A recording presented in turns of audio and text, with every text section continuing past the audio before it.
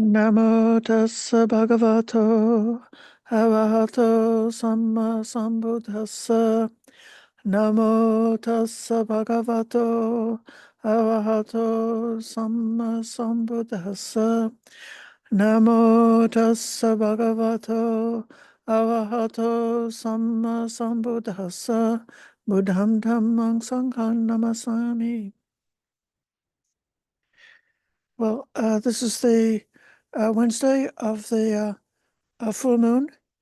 You could say the second day of the full moon, since the full moon happened during the night last night. Yesterday, we had a very special program connected with the International Bhikkhuni Day. And today, being the Wednesday that we had scheduled to have the Uposatha Sila program for during this Vasa special practice days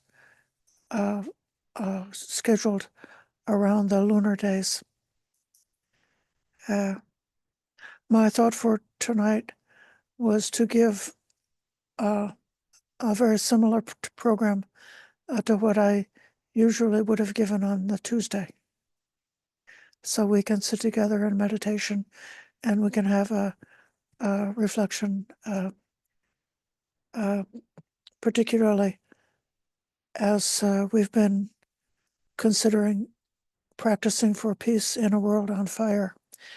My hope for tonight is to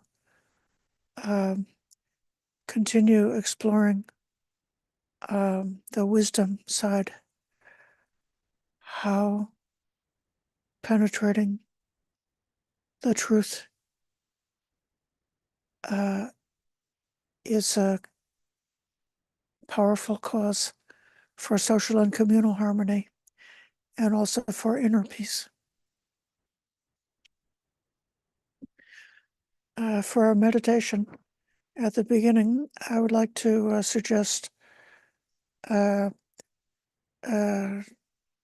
directing awareness to the 6 sense faculties, inside and outside. The contact and the feeling and what arises based on being the type of being that possesses these 6 sense faculties. The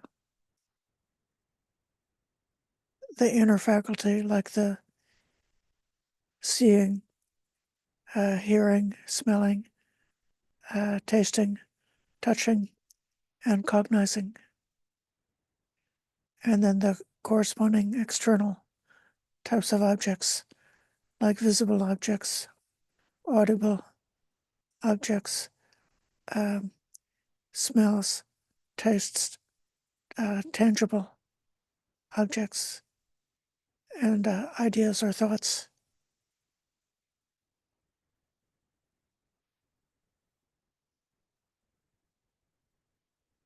The contact arises from that, the Vedana that arises from that. I'm suggesting this object of meditation because I read in the sutta that it's the proper comprehension of this is where our liberation can come from. So welcome to come to an upright and balanced meditation posture.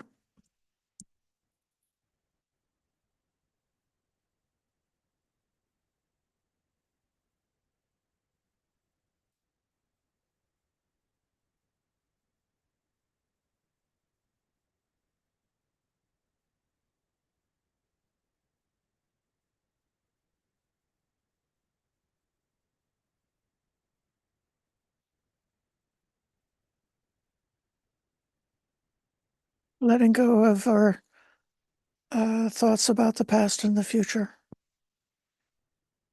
and making the decision to just focus for now on what's arising in the present moment.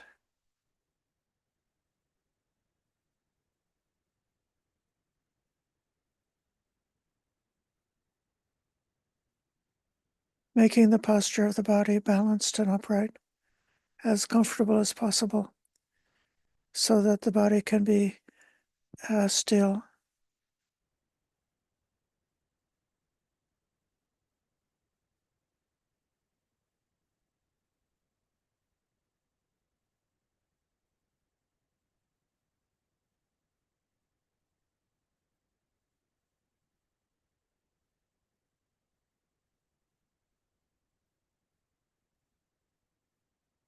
Just taking a few minutes to relax.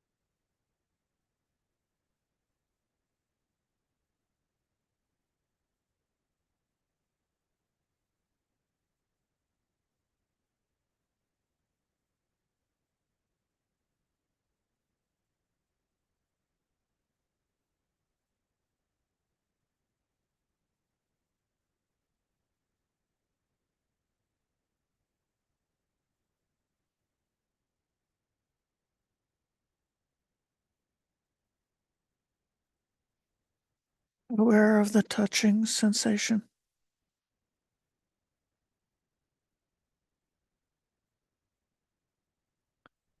The seat pressing on the seat, chair, or the cushion.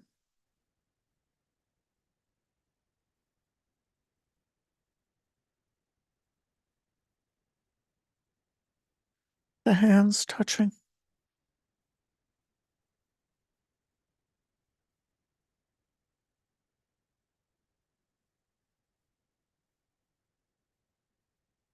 The clothing touching the body.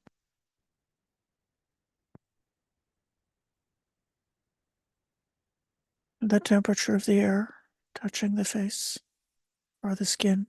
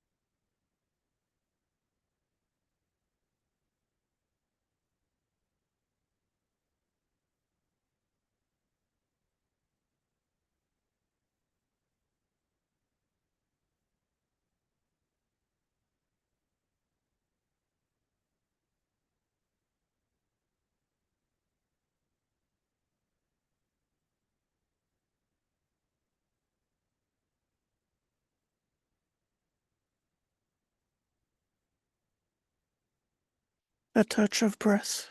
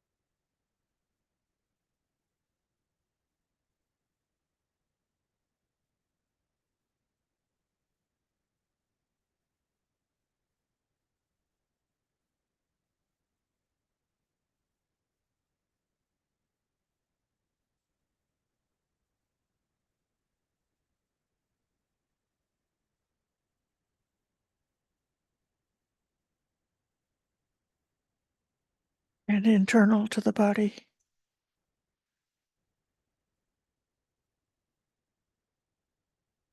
Any feeling in the muscles or the nerves or the joints is also part of touching.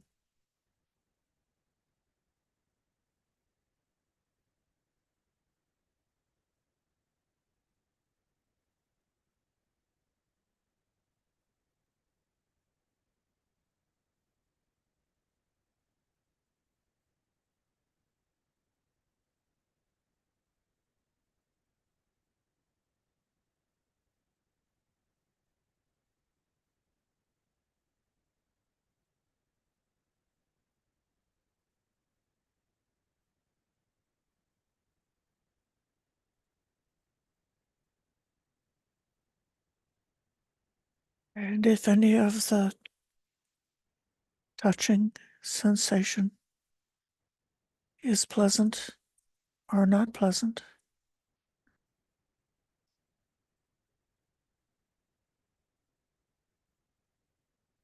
acknowledge it.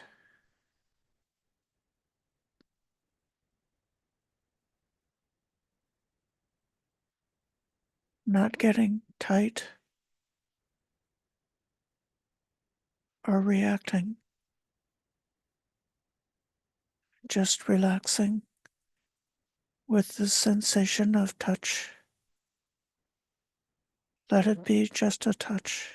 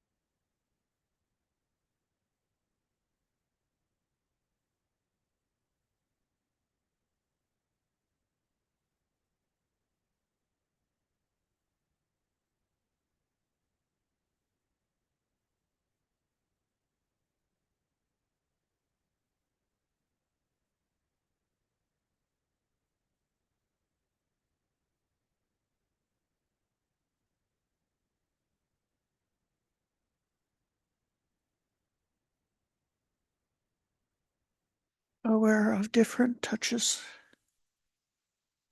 arising and disappearing to be replaced with something else.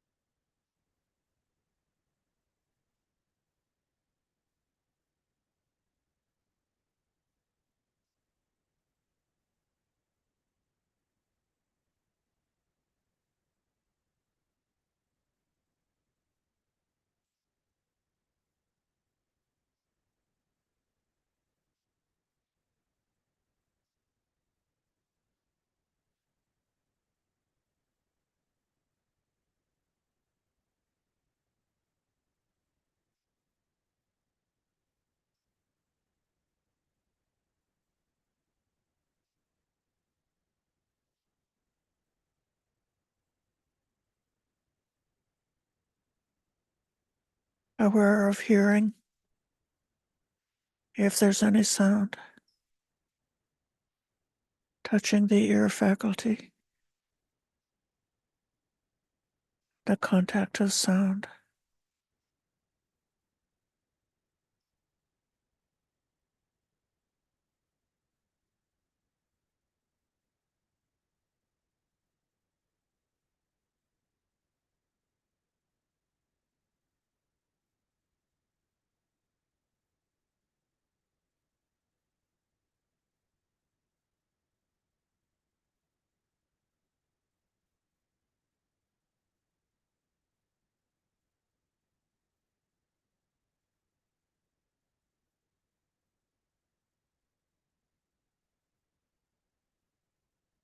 And the cessation When the sound stops, the contact stops, the feeling stops.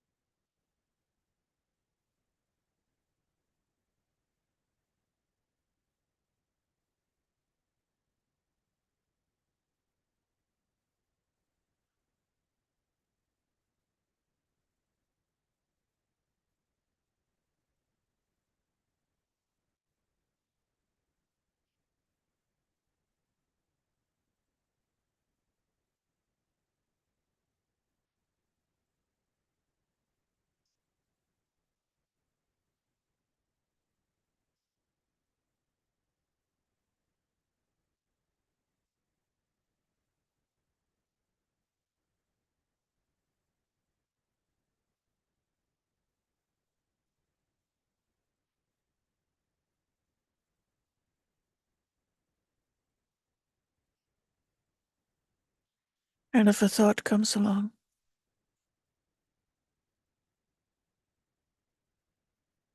treat it like another kind of touch. The idea touches the mind, arises and disappears.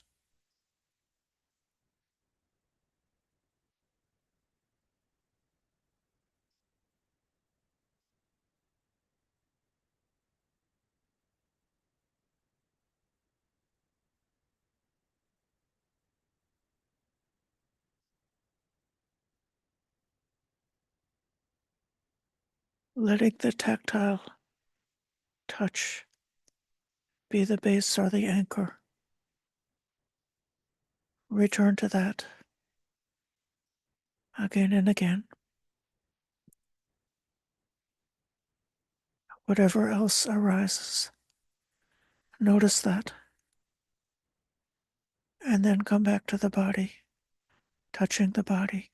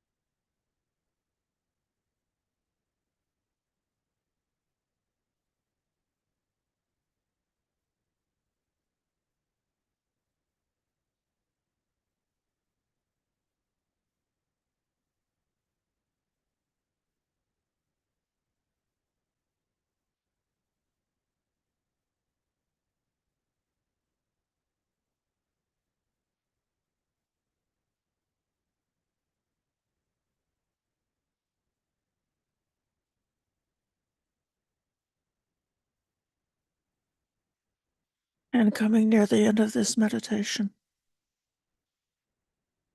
I'm bringing in the thought of loving kindness for all beings everywhere, to all as to oneself. May all of them be free from hostility, free from aversion, free from anxiety.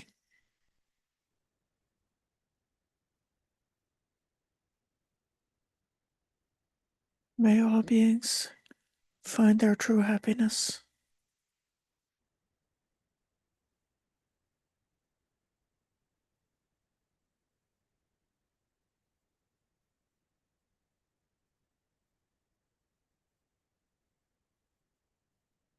Aware of the touch of this thought on the mind and the feeling that comes from that.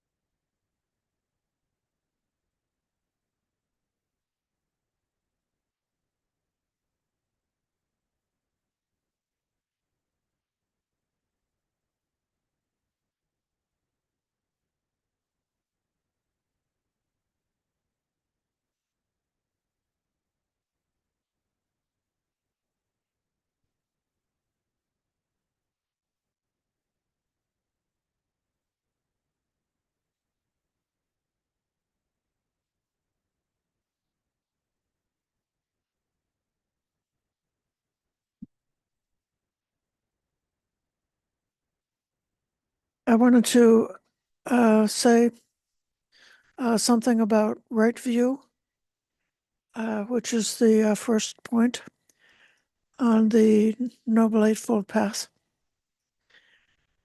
and how gaining right view could um, be relevant for the practice of peace, both in terms of social harmony and also in terms of inner peace.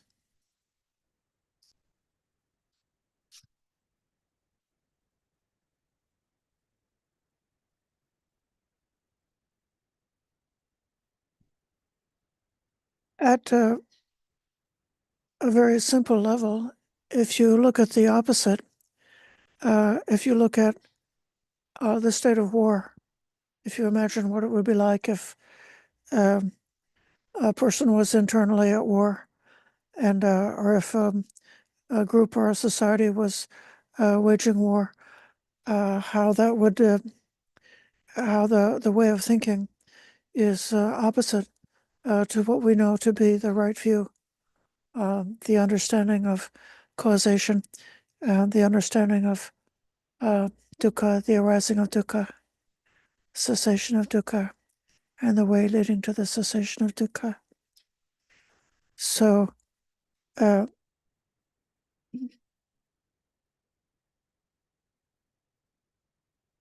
getting oneself stirred up to be ready to do such an evil deed as to make a war, or being in a group that's getting stirred up.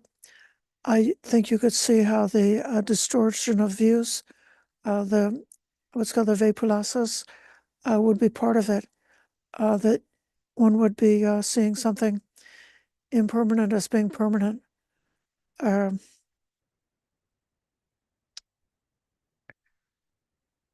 my enemies are always hurting me. That's a distortion of a view. Or one would see something as pleasant as being painful, or something painful as being pleasant, uh, and so on. Even the promotion of intentional falsehoods that would cause a group to become stirred up, to be ready to do such unwholesome things as to engage in a war. They would hear terrible propaganda against the enemy, thinking that the enemy is doing unspeakable bad things, or the enemy is filled with disease, or all kinds of blatant falsehoods. And so then an opposite of that would be having a dedication to the truth, having a dedication to what is not deceptive, undeceptive. This is one thing they say about Nibbana, is they say that Nibbana has an undeceptive character. So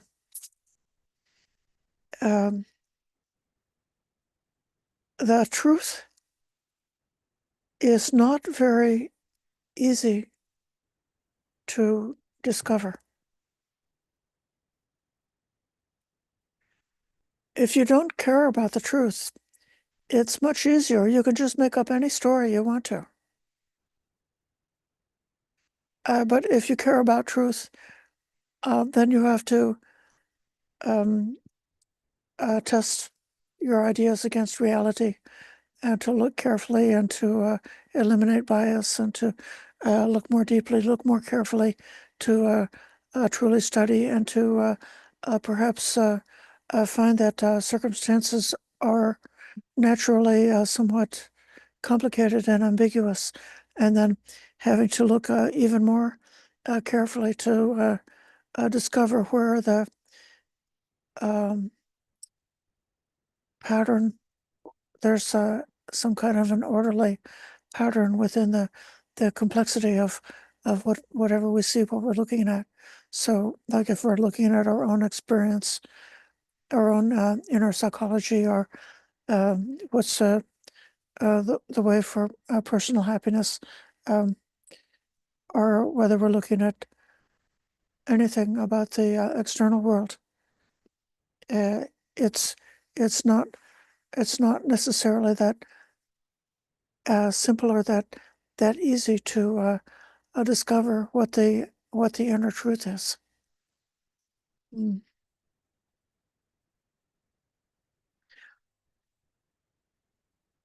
This comes along to uh, some aspect about right view. When you look at right view in a more simple-minded way, and then look at it in a more deep or profound way, it's said that there's two different versions of the what right view is. One is seeing causation, and understanding that unskillful, unwholesome deeds are the cause of pain for oneself and for others, and that uh, skillful and wholesome deeds have the opposite effect, that are bringing about the escape from pain, or you could say, bringing happiness to oneself and to others. Uh, and uh, a, uh, a sensible person who understands causation in general as being a, a worthy endeavor to look at the different phenomena, all different things that we can see in nature, including our inner nature and including all of the things that are happening out in the world, and then to try to understand the cause and effect. It's very worthwhile to understand it. And then one can know what to do. And if a person is, you could say that prudence or otapa, which is part of uh, a factor that helps to protect us from falling into unskillful deeds. If we can see the danger in just uh, uh, doing anything at all which is harmful.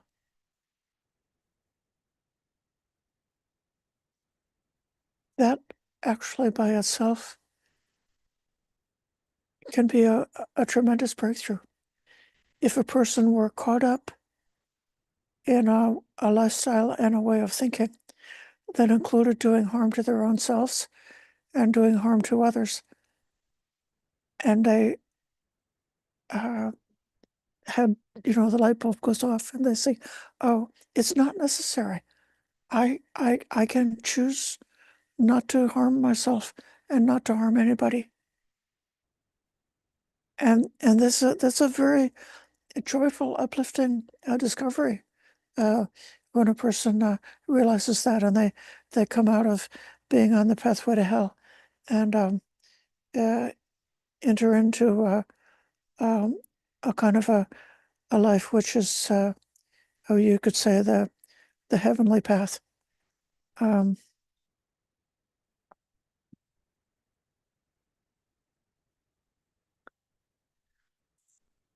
but this is still actually a very simple formulation and is nowhere near the profound wisdom which the Buddha taught is really the source of the end of suffering for ourselves and for um, and for the world.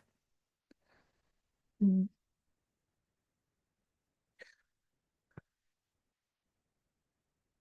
There are two um, uh, suttas that I have been looking at um, that have to do with right view.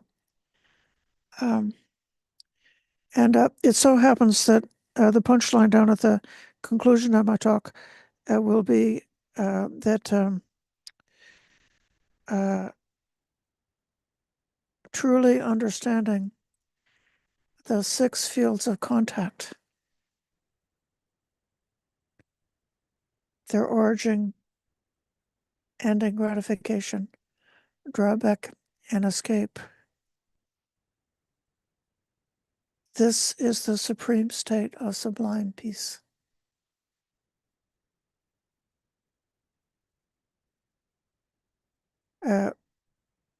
I'm now looking at a sutta called Panchataya, of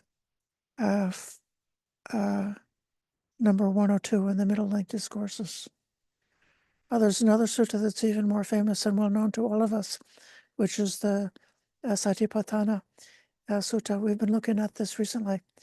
And in the section on the contemplation of the truth, the contemplation of Satya, contemplation of the Four Noble Truths, in that sutta, it mentions that it explains the cause of suffering, starting with the I.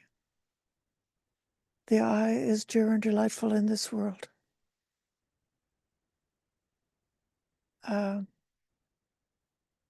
Whenever craving arises connected to the I, it arises right there and settles down right there. And so on through the 6 inner sense bases and the contact and the Vedana connected to that, the perceptions and the whole mental process that follows on, starting with contact, starting with the sense faculty, and then likewise in the third noble truth, which is about the cessation of suffering. It's given that the I is dear and delightful in this world. If craving does not arise in connection to the I, then it doesn't settle down there. And this is the cessation of dukkha. This is very interesting. A long time ago, and when I was first, learning about the Dhamma and listening to different Dhamma talks by excellent teachers, I had heard that our Vedana, our feeling, was a very powerful and beneficial focal point of the Vipassana practice to gain insight into Vedana, because in dependent origination it says that there's the sense basis, the contact, and the Vedana in the sequence of conditions, cause and effect, and then depending on Vedana arises craving, and then dependent on craving arises clinging, and so on. But so this is how we buy into the whole process that leads to um, sorrow, lamentation, pain, grief, and despair, to be caught in the merry-go-round of rebirth. But craving is a kind of the moment of where there's a choice or an option, the opportunity to step off the merry-go-round and not to take the next step of craving. Just because there's a pleasant feeling doesn't necessarily mean that craving has to arise. Just because there's an unpleasant feeling doesn't mean that aversion has to arise. And so then the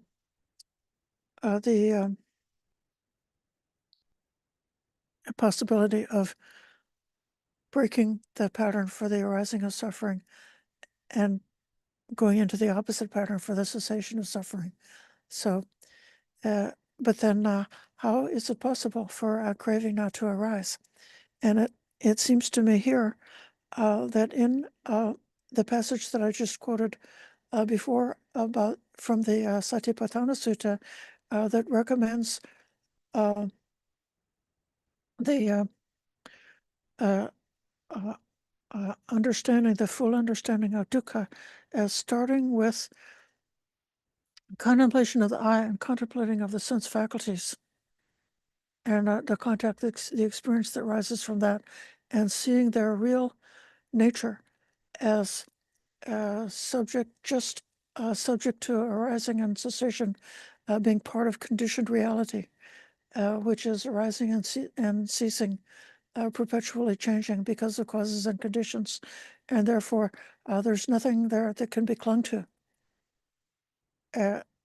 nothing there for craving to attach to. And so it seems that perhaps this is another focal point for vipassana, which could be even more powerful and fruitful. If you don't have that insight into seeing the ephemeral nature of the sense faculties, the contact that's arising from that, then when the Vedana arises, perhaps you would naturally reify it and take that as something real, and then start responding in a way that's based on wrong view, to go down the slippery sled to sorrow, lamentation, pain, grief, and despair, and rebirth. Uh,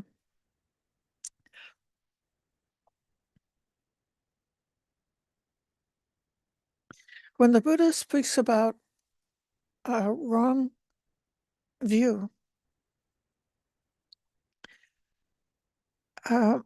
he speaks about a number of different opinions or ideas that were developed by the other spiritual seekers of his era, and actually, those other thinkers and spiritual seekers were struggling with the very same thing that I mentioned a few minutes ago about karma and our right view being to recognize causation, how unskillful deeds lead to suffering, and skillful deeds can lead to an escape from suffering. The thinkers struggled to penetrate. They had a glimmering of how this could be true, but they struggled to penetrate the import of it while they were burdened with the concept of the self as the person who receives the reward or punishment from the unskillful deeds. So some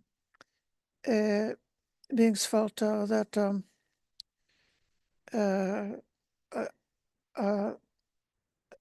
there's a punishment or gain in the following world, in the following life based on one's deeds. Some people felt, the materialists felt, there was no consequence. That at the end of life, that's the end of the story, and there's no result. The body just goes to dust, and the consciousness just disappears.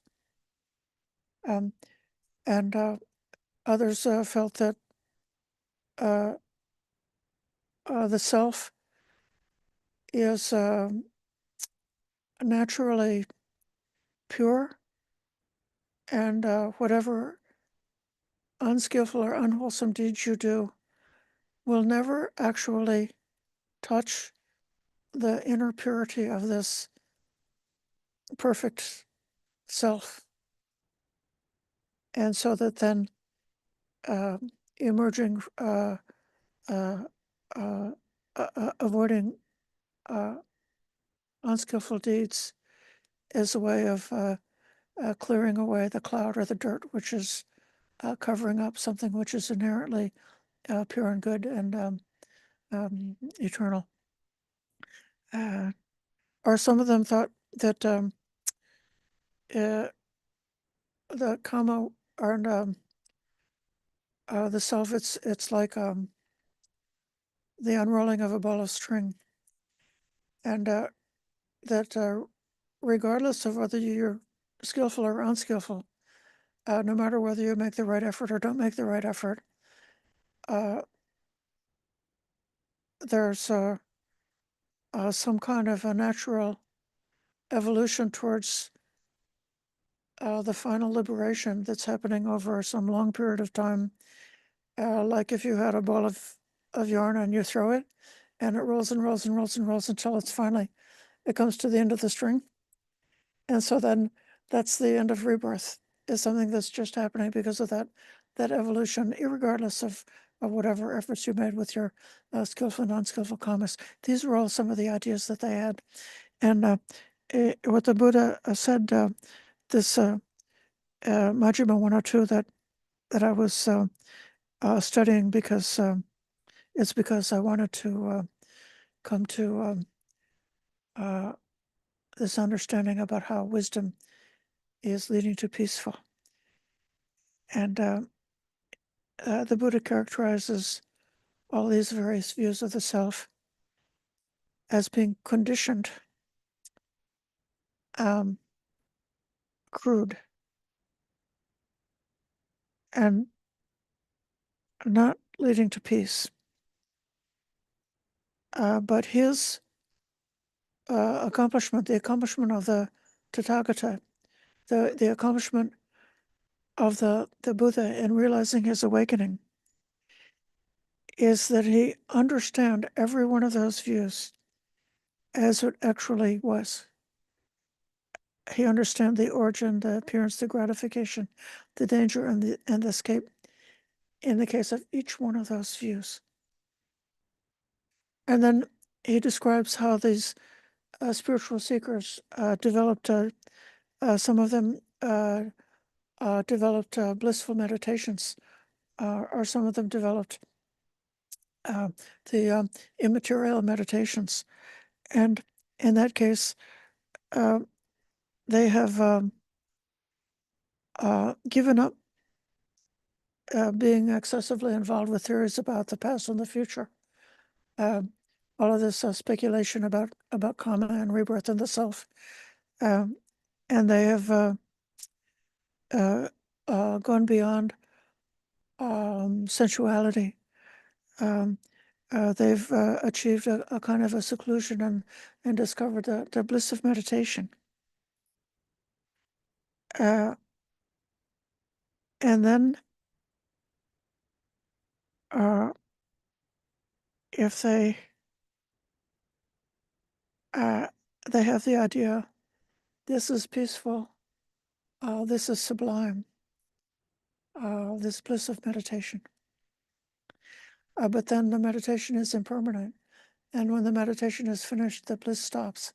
And then they feel sad. But the Buddha saw through it and saw that meditation itself is relatively crude. It's conditioned. And that one has to find the escape, see the origin, disappearance, gratification, danger, and escape in the case of meditation. Even obtaining the immaterial meditations, and they go beyond that, getting caught up in the blissfulness of it. But they still have this idea, I am at peace. I am quenched. I am free from grasping.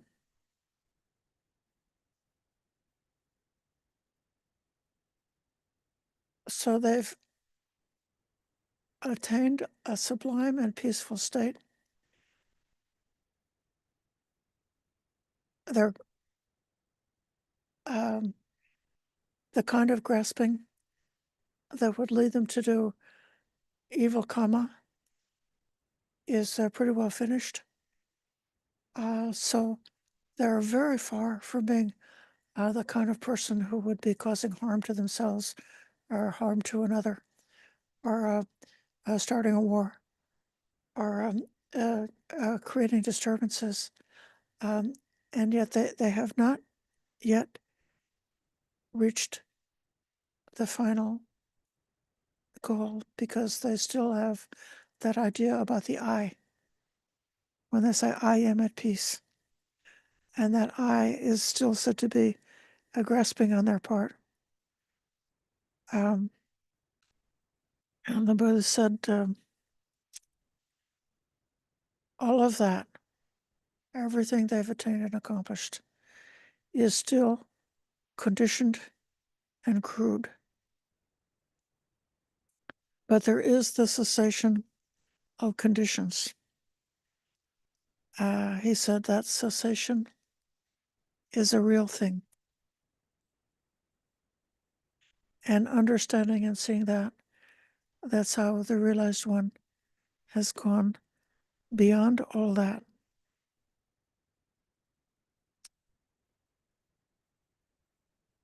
The realized one has awakened to the supreme state of sublime peace. That is liberation by not grasping after truly understanding the 6 fields of contact, their origin, ending, gratification, drawback, and escape.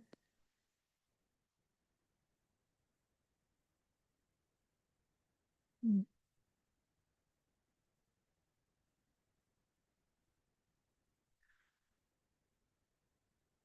So if anybody was wondering where the work is, it seems to me that this one sentence in Majjhima 102, in combination with the other teachings about starting with contact, that are the teachings relating to the contemplating the cause of dukkha and the contemplating the cessation of dukkha, which begins with the basis of contact and uh,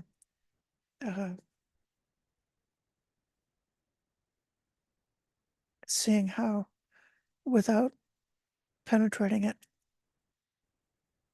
that's where the grasping, that's where the craving settles.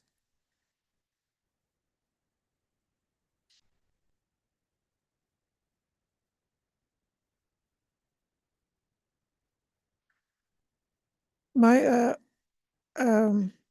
personal strong belief and recommendation is that the Four Noble Truths is not a matter of a philosophy or trying to, when you penetrate the meaning of the philosophy, that then you'll get to the goal. But rather that the Four Noble Truths is kind of like a method. It's a scientific method as we follow the whole package of all of the different teachings at all of the different levels that's given to us by the Buddha in terms of the Noble Eightfold Path. So then, if we are able to, suppose we investigated craving, and like it's what it's like. What happens to the mind when craving arises? What happens to the body when craving arises? What happens to our behavior when craving arises? And then what happens when craving didn't arise, when it's not there? What's the difference? Uh, as we go along our path of practice, our practice of development, we may see that many levels of gross misery or gross unhappiness have fallen away. And we no longer suffer the way we used to when we were more childish and immature. Or if we were, caught up in, if I guess some people more than others might have been caught up in really wrong ways of thinking in the past. And so one can look back and say, I'm not thinking like that anymore. And so a certain degree of dukkha has fallen away. Or perhaps while I'm in a relatively comfortable and peaceful environment that's not very stressful, then I'm able to keep on this calm, peaceful, and pleasant state. Uh, but from time to time, something stressful may arise. There may be some danger to our survival or something, some insult to our self-image, or just merely the stress of having a human body and the exhaustion, the exertion, or the pain and difficulties of having a human body.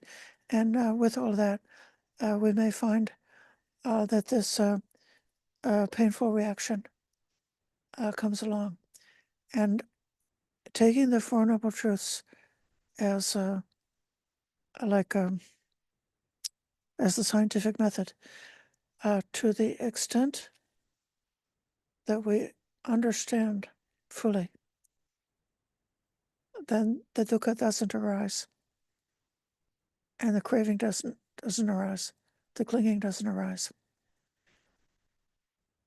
When we are stabbed with a sharp stab of dukkha,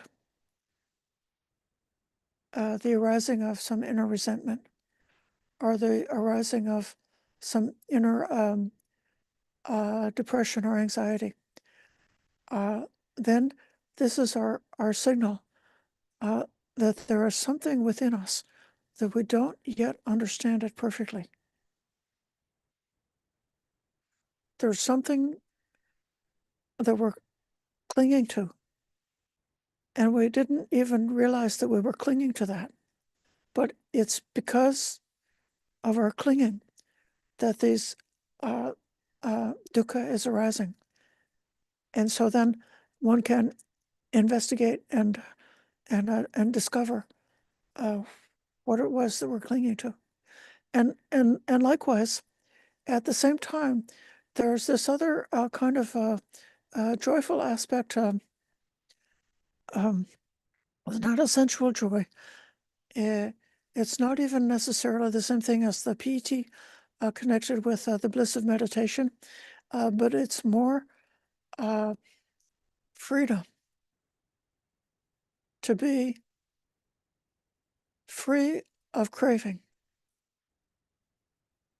And so then at any moment of any part of our experience, if we know what it was like to be fettered and tied to dukkha, if we could recall what that was like, and if we could recognize to some extent, I am not fettered anymore, I'm free.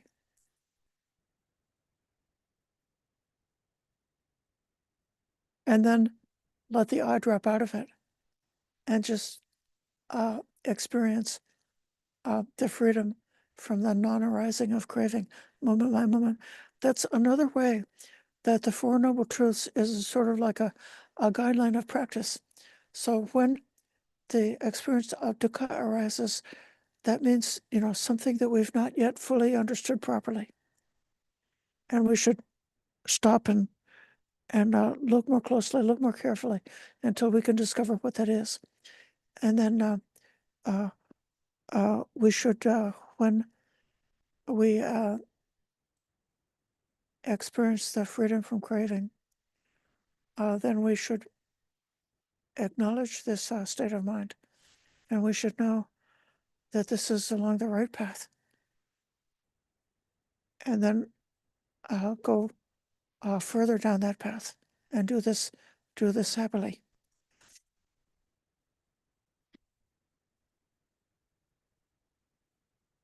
So my suggestion for tonight is to see how so many simple fairy tales and stories that people tell each other and tell themselves can really take us down the wrong road, and even lead to a proliferation of the opposite of right view, of distorted views, which feed activation of unskillful reactivity and reactions on unskillful deeds, leading to a disturbance and agitation, even to the extent of actual social conflict, or even to the extent of being internally conflicted and harmful to oneself, internally at war with oneself. But to the extent that we can get a chance to have a toehold onto right view, that then we may see the way out of that, and to look more carefully, look more closely, look more deeply, realizing that the discovery of the truth is not just a simple one-off snap of a thing. it requires effort,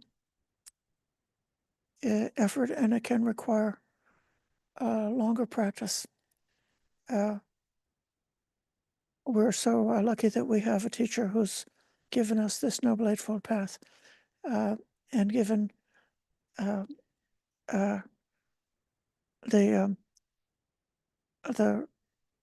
steps to take when we don't yet know enough to fully discover the truth that the enlightened Arahant has discovered. But while we are patiently following these teachings, following this contemplation, following this vipassana, looking more carefully, looking more deeply, we may take the right view of the Four Noble Truths as a method to, on that sort of that spiral path towards awakening, to come closer and closer to realizing the full truth and the full peace. So this is my contemplation for now.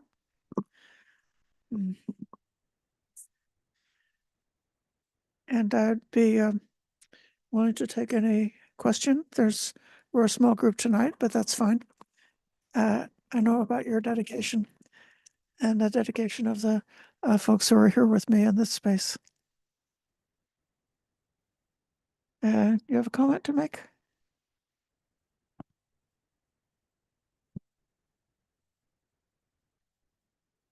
Okay.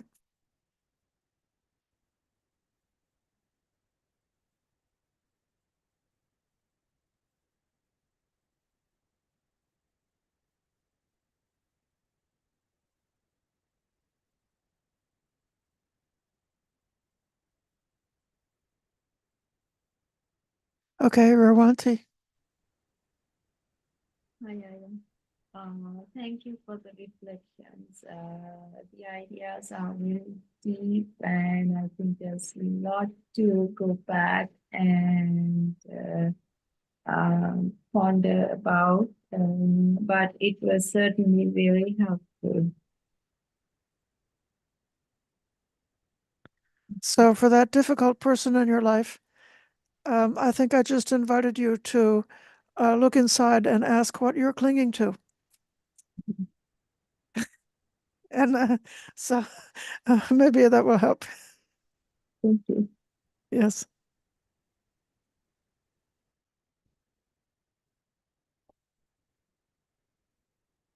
Yeah, one thing that stuck to my mind from the start of the talk also was this idea about the truth, I guess. And it got me thinking about what's happening right now with some groups of people where they're being like nationally told some lies about them, and that's creating a lot of turmoil. And I'm also part of a group of people that people like to lie about uh, for the sake of causing harm, basically. And it just got me thinking that the standard for truth is maybe a little bit too lax in our society. Like, it's strange to me that we're not like quite horrified at the prospect of people not telling the truth. Um, and it's quite like I just appreciate being somewhere where people are um holding a higher standard, always being thinking about what's true and wanting to stick to what's true and wanting to avoid anything that's a lie. Yeah, that was what came up into my mind. Indeed, the malicious untruths that are perpetuated for the sake of stirring up hatred, and that's being done for the sake of making some people make their own sense of their own self or their own power feel aggrandized, that they're trying to make themselves big and powerful by through malicious falsehoods about others, and that's an exaggerated case. So it is I think it's like super important and super precious if the truth can be, if respecting the truth, it's something that we can practice, and in a certain kind of way, we can like stand up for the truth. And you could find that when you look at the social level, that um, uh, public people like politicians and so forth, who are very truthful, are sometimes like not very dramatic, and they might. Um, it's possible to be successful in public life and to be somebody who speaks very carefully and very honestly, and who becomes known for honesty. Um, I think a part of that is being clear, like, yes, I'm able to help you with this, or no, I'm not able to help you with this, or like what you're asking for is either in accord with the law, or it's um, not in accord with the law, or this, this. We went to a hearing. We went to a neighborhood meeting. There was a local official, and the people were, raising their worries and their concerns about things in the neighborhood. And what I saw this man doing, I saw him being careful about the truth. And he was saying, well, like this has to be reviewed by the city council, and they have to follow these regulations. And there is, uh, like this regulation is going to help you, but then there's another regulation over there that is not what you want, and you've got to think about your own values, and you can't have your cake and eat it too. Like if you're going to live by the law, you have to follow the rules of our county and something like that. But he was so like careful and conscientious and not making any promises just to go along with the emotions that were happening in the meeting. And this is I I know that I've heard about it like in the olden days. Uh, I heard that there were some um, uh, politicians who were known for honesty, and and uh, it's very good to protect the truth and stand up for the truth, um, and to recommend the truth. I recommend not. I'd certainly recommend not telling a vicious falsehood, and also even not telling a so-called a white lie can be a danger, because it's a cover up for the real endeavor that we want to be in, which is to understand the truth, and the truth may be not that simple. And even when we read the sutta and see, the Buddha went like so many different layers and layers and layers of practice and accomplishment and spiritual seeking, and says, no, this is still crude, this is still conditioned, this is still not the answer. And he had to get down to the very bottom of the barrel. He said, this is the truth. And the truth uh, was uh, uh,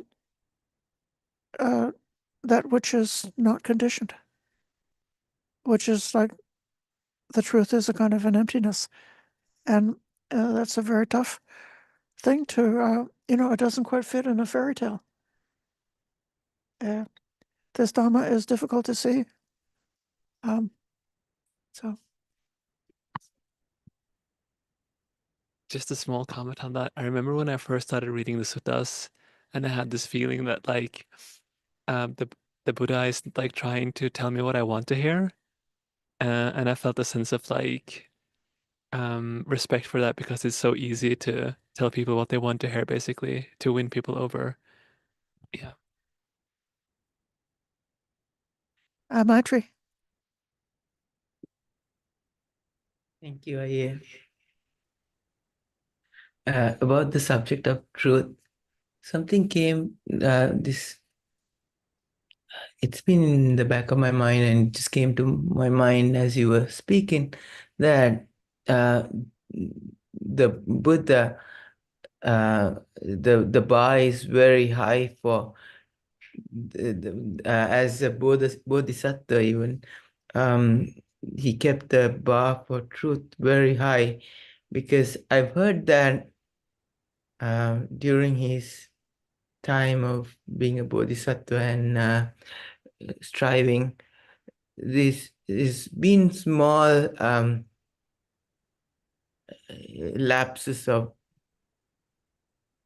different types of karmas that he's committed. But one thing that I've heard that he's since the time that he made the determination that he's always that the truth is something that he's never stepped over, that he's never uttered a lie, that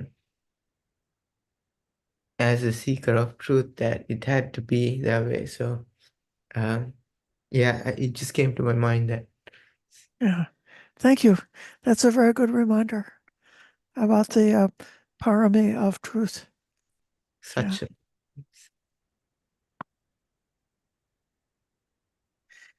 Okay, I think we could close by giving respect to the Buddha, Dhamma, and Sangha.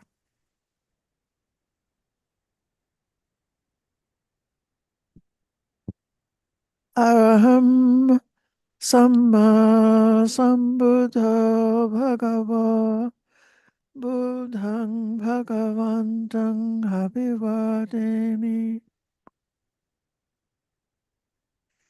Svakato Bhagavata Dhammo Dhammang Namasami Supatipanno Bhagavato Savaka Sangha Sangham Namami.